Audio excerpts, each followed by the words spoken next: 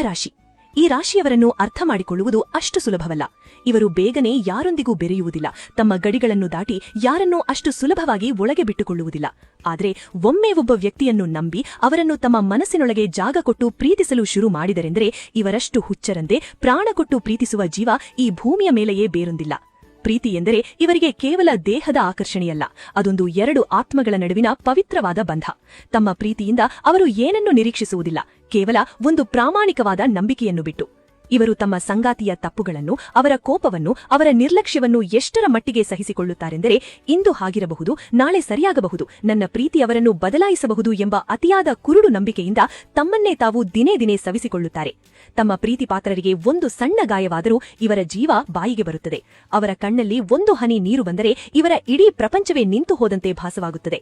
ಎಲ್ಲರನ್ನೂ ಸಮಾನವಾಗಿ ಕಾಣುವ ಇವರು ತಾವು ಪ್ರೀತಿಸಿದವರನ್ನು ಮಾತ್ರ ದೇವರ ಸ್ಥಾನದಲ್ಲಿ ಕೂರಿಸಿ ಪೂಜಿಸುತ್ತಾರೆ. ಆದರೆ ಆ ದೇವರು ಇವರ ಜೀವ ಬಲಿಯನ್ನೇ ಕೇಳುತ್ತಾನೆ ಎಂಬ ಕಟು ಸತ್ಯ ಇವರ ಮುಗ್ಧ ಮನಸ್ಸಿಗೆ ಅರ್ಥವಾಗುವುದೇ ಇಲ್ಲ.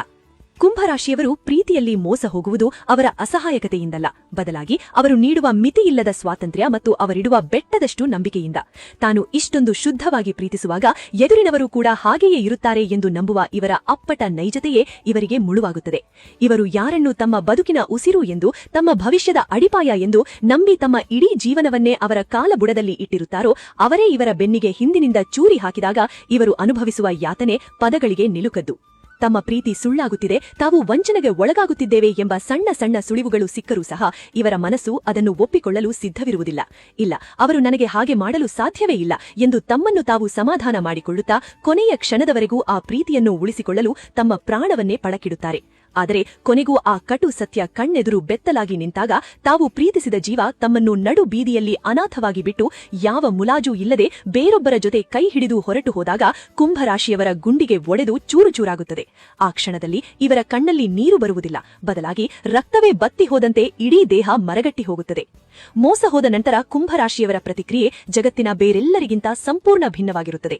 ಇವರು ಬೀದಿ ರಂಪ ಮಾಡುವುದಿಲ್ಲ, ತಮ್ಮ ನೋವನ್ನು ಜಗತ್ತಿಗೆಲ್ಲ ಸಾರಿ ಹೇಳಿ ಅಳುವುದಿಲ್ಲ, ತಮಗೆ ದ್ರೋಹ ಮಾಡಿದವರನ್ನು ಹಿಡೀ ಶಾಪ ಹಾಕಿ ಬೈಯುವುದಿಲ್ಲ. ಬದಲಾಗಿ ಇವರು ಆರಿಸಿಕೊಳ್ಳುವುದು ಅತ್ಯಂತ ಭಯಾನಕವಾದ ಮೌನ. ಇವರ ಈ ಮೌನ ಎಷ್ಟೊಂದು ಘೋರವಾಗಿರುತ್ತದೆಂದರೆ ಒಳಗೊಳಗೆ ಜ್ವಾಲಾಮುಖಿ ಸಿಡಿಯುತ್ತಿದ್ದರೂ ಹೊರಗಡೆ ಒಂದು ಸಣ್ಣ ಕಿಡಿಯೂ ಕಾಣದಂತೆ ಎಲ್ಲವನ್ನೂ ತಮ್ಮ ಎದೆಯ ಗುಹೆಯೊಳಗೆ ಹುದುಗಿಸಿಟ್ಟುಕೊಳ್ಳುತ್ತಾರೆ. ಯಾರಾದರೂ ಹೇಗಿದ್ದೀಯಾ ಎಂದು ಕೇಳಿದರೆ ತುಟಿಗಳ ಮೇಲೆ ಒಂದು ಸುಳ್ಳಿನ ನಗೆಯನ್ನು ತಂದುಕೊಂಡು ನಾನು ತುಂಬಾ ಚೆನ್ನಾಗಿದ್ದೀನಿ ಎಂದು ನಗು ನಗುತ್ತಲೇ ಹೇಳಿಬಿಡುತ್ತಾರೆ. ಆದರೆ ರಾತ್ರಿಯ ಕತ್ತಲು ಆವರಿಸಿದಾಗ, ಒಂಟಿತನ ಕಾಡಿದಾಗ ತಮ್ಮ ಕತ್ತಲ ಕೋಣೆಯಲ್ಲಿ ತಮ್ಮದೇ ದಿಂಬಿಗಿ ಮುಖ ಹುದುಗಿಸಿ ಹೊರಗೆ ಒಂದು ಸಣ್ಣ ಶಬ್ದವೂ ಕೇಳಿಸದಂತೆ ಉಸಿರು ಗಟ್ಟಿಸಿಕೊಂಡು ಬಿಕ್ಕಿ ಬಿಕ್ಕಿ ಅಳುವ ಇವರ ರಕ್ತ ಕಣ್ಣೀರು ಕೇವಲ ಆ 4 ಗೋಡೆಗಳಿಗೆ ಮಾತ್ರ ಗೊತ್ತು. ತಾನು ಎಲ್ಲಿ ಎಡವಿದೆ, ನನ್ನ ಪ್ರೀತಿಯಲ್ಲಿ ಅಂಥದ್ದೇನೂ ಕಡಿಮೆಯಾಗಿತ್ತು, ನನ್ನ ಜೀವವನ್ನೇ ಕೊಡುವುದಕ್ಕೆ ಸಿದ್ಧನಿದ್ದನಲ್ಲ, ಆದರೂ ನನಗೆ ಹೀಗಾಯಿತು ಎಂಬ ಸಾವಿರಾರು ಪ್ರಶ್ನೆಗಳು ಇವರ ಮೆದುಳಲ್ಲೂ ಹುಳದಂತೆ ಕೊರೆಯುತ್ತಿರುತ್ತವೆ. ಪ್ರತಿದಿನ ಬೆಳಗ್ಗೆ ಎದ್ದು ಮತ್ತೆ ಅದೇ ಬಣ್ಣದ ಮುಖವಾಡ ಹಾಕಿಕೊಂಡು ಜಗತ್ತಿನ ಮುಂದೆ ಗಾಂಭೀರ್ಯದಿಂದ ಓಡಾಡುತ್ತಾರೆ. ಆದರೆ ಇವರ ಒಳಗಡೆ ಆ ಮುಗ್ಧ ಜೀವ ದಿನವೂ ನರಳಿ ನರಳಿ ಸಾಯುತ್ತಿರುತ್ತದೆ. ಇವರನ್ನು ಅಪ್ಪಿಕೊಂಡು ಸಾಂತ್ವನ ಹೇಳುವವರಿಗಿಂತ ಇವರ ನೋವನ್ನು ಕಂಡು ಒಳಗೊಳಗೆ ಖುಷಿಪಡುವ ಜನರೇ ಈ ಜಗತ್ತಿನಲ್ಲಿ ಹೆಚ್ಚು ಎನ್ನುವುದು ಮತ್ತೊಂದು ವಿಪರ್ಯಾಸ. ಒಮ್ಮೆ ಪ್ರೀತಿಯಲ್ಲಿ ಈ ಮಟ್ಟಿಗೆ ಮೋಸ ಹೋದ ಮೇಲೆ ಕುಂಭರಾಶಿಯವರು ಮನುಷ್ಯರ ಮೇಲಿನ ನಂಬಿಕೆಯನ್ನೇ ಸಂಪೂರ್ಣವಾಗಿ ಕಳೆದುಕೊಳ್ಳುತ್ತಾರೆ. ಪ್ರೀತಿ ಎಂಬ ಪದವೇ ಇವರಿಗೆ ಅಸಹ್ಯವಾಗುವ ಮಟ್ಟಿಗೆ ಇವರ ಮನಸ್ಸು ಕಲ್ಲಾಗಿ ಬಿಡುತ್ತದೆ. ತಮಗೆ ಮೋಸ ಮಾಡಿದವರನ್ನು ಇವರು ಎಂದಿಗೂ ಕ್ಷಮಿಸುವುದಿಲ್ಲ, ಹಾಗಂತ ಅವರ ನಾಶವನ್ನೂ ಬಯಸುವುದಿಲ್ಲ.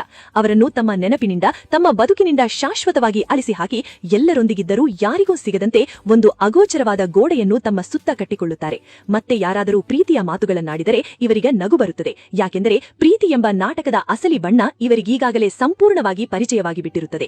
ಎಷ್ಟೋ ಬಾರಿ ಒಂಟಿಯಾಗಿರುವಾಗ ಹಳೆಯ ಸುಂದರ ನೆನಪುಗಳು ಮರಳಿ ಬಂದು ಕಣ್ಣಂಚಿನಲ್ಲಿ ನೀರು ತರಿಸುತ್ತವೆ.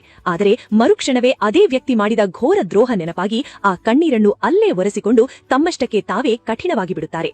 ಇವರ ಈ ಬದಲಾದ ರೂಪವನ್ನು ನೋಡಿ ಜಗತ್ತು ಇವರನ್ನು ಕಟುಕರು, ಅಹಂಕಾರಿಗಳು ಎಂದು ಹೀಯಾಳಬಹುದು. ಆದರೆ ಆ ಅಹಂಕಾರದ ಹಿಂದೆ ಅಡಗಿರುವ ಸಾವಿರಾರು ಒಡೆದ ಕನಸುಗಳ ಚೂರುಗಳನ್ನು ನೋಡುವ ದೃಷ್ಟಿ ಈ ಕುರುಡು ಜಗತ್ತಿಗಿಲ್ಲ. ಕುಂಭರಾಶಿಯವರೇ, ದಯವಿಟ್ಟು ಕೇಳಿ. ನೀವು ಪ್ರೀತಿಯಲ್ಲಿ ಮೋಸ ಹೋಗಿದ್ದೀರಿ ನಿಜ. ನಿಮ್ಮ ಮನಸ್ಸು ಛಿದ್ರವಾಗಿದೆ. ನಿಮ್ಮ ಉಸಿರು ಕಟ್ಟುವಂತಹ ನೋವನ್ನು ನೀವು ಪ್ರತಿದಿನ ಅನುಭವಿಸುತ್ತಿದ್ದೀರಿ.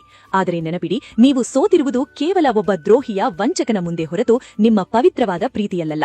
ನಿಮ್ಮ ಆ ನಿಷ್ಕಲ್ಮಶವಾದ, ತ್ಯಾಗಮಯವಾದ, ದೈವಿಕವಾದ ಪ್ರೀತಿಯನ್ನು ಅರ್ಥ ಮಾಡಿಕೊಳ್ಳುವ ಯೋಗ್ಯತೆ, ಅದಕ್ಕೆ ಬೆಲೆ ಕಟ್ಟುವ ಅರ್ಹತೆ ಆ ಕಲ್ಲೆದೆಯ ಮನುಷ್ಯನಿಗೆ ಇರಲಿಲ್ಲ ಅಷ್ಟೇ.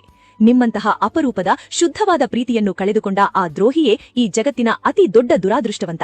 ನೀವು ಸುರಿಸಿದ ಪ್ರತಿಯೊಂದು ಹನಿ ಕಣ್ಣೀರು ಅತ್ಯಂತ ಪವಿತ್ರವಾದದ್ದು. ನಿಮ್ಮ ಕಣ್ಣೀರನ್ನು ಒರೆಸಿಕೊಳ್ಳಿ. ಆ ವಿಷದ ಸಂಬಂಧದಿಂದ ಆ ದೇವರು ನಿಮ್ಮನ್ನು ಶಾಶ್ವತವಾಗಿ ಪಾರು ಮಾಡಿದ ಎಂದು ಅರ್ಥ ಮಾಡಿಕೊಳ್ಳಿ. ನಿಮ್ಮನ್ನು ಅರ್ಥ ಮಾಡಿಕೊಳ್ಳದೆ ನಿಮ್ಮ ಮೌನವನ್ನು ದೌರ್ಬಲ್ಯ ಎಂದು ತಿಳಿದುಕೊಂಡ ಆ ಅಯೋಗ್ಯರಿಗಾಗಿ ಇನ್ನು ಮುಂದೆ ಒಂದು ಹನಿ ಕಣ್ಣೀರನ್ನು ಸುರಿಸಬೇಡಿ. ನೀವು ಅನುಭವಿಸಿದ ಪ್ರತಿಯೊಂದು ನೋವಿಗೂ, ನೀವು ಕಳೆದ ಪ್ರತಿಯೊಂದು ನಿದ್ದೆಯಿಲ್ಲದ ರಾತ್ರಿಗೂ, ನಿಮ್ಮ ಎದೆಯೊಳಗಿನ ಪ್ರತಿಯೊಂದು ಮೌನ ರೋಧನಕ್ಕೂ ಆ ಕಾಲವೇ ಮುಂದೊಂದು ದಿನ ಅತ್ಯಂತ ಸುಂದರವಾದ ಮತ್ತು ನಿಖರವಾದ ಉತ್ತರವನ್ನು ಖಂಡಿತವಾಗಿ ಕೊಡುತ್ತದೆ. ನೀವು ಕಳೆದುಕೊಂಡಿದ್ದು ನಿಮ್ಮನ್ನು ಮೋಸ ಮಾಡಿದವರನ್ನ, ಆದರೆ ಅವರು ಕಳೆದುಕೊಂಡಿದ್ದು ಉಸಿರಿಗಿಂತ ಹೆಚ್ಚಾಗಿ ಪ್ರೀತಿಸುತ್ತಿದ್ದ, ಬೆಟ್ಟದಷ್ಟು ನಂಬಿಕೆ ಇಟ್ಟಿದ್ದ ನಿಮ್ಮನ್ನ. ಆದ್ದರಿಂದ ಎದೆಯುಬ್ಬಿಸಿ ನಡೆಯಿರಿ. ನಿಮ್ಮ ಪ್ರೀತಿ ಎಂದಿಗೂ ಸೋತಿಲ್ಲ.